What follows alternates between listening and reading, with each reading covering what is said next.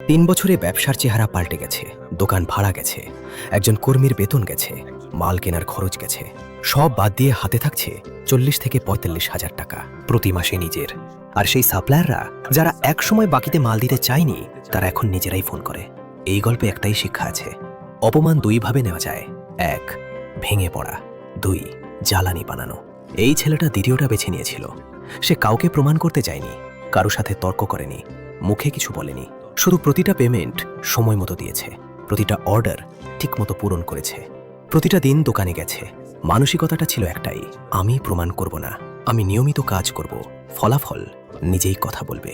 আর ফলাফল ঠিকই কথা বলেছে। ৩ বছর পর সাপ্লায়ারের ফোনে। আপনিও কি এখন এমন কোনো জায়গায় আছেন যেখানে কেউ আপনাকে সিরিয়াসলি নিচ্ছে না? বয়স, অভিজ্ঞতা, পরিচয়, যে কোনো কারণে একটাই প্রশ্ন, আপনি সেই অপমানটা দিয়ে কি করছেন? যে ছেলেটাকে বলা হয়েছিল বাচ্চা ছেলে কতদিন টিকবে, সে ৩ বছর টিকেছে, শুধু টেকেনি। যারা কথাটা বলেছিল তারা এখন তার কাছে আসে। যে অপমান তোমাকে থামাতে পারেনি, সেটাই একদিন তোমার সবচেয়ে বড় পরিচয় হয়ে যায়। যদি তুমি কাজকে ভালোবেসে নিয়মিত কাজ করো, বিজনেস লেজার, সিদ্ধান্তই পরিচয়।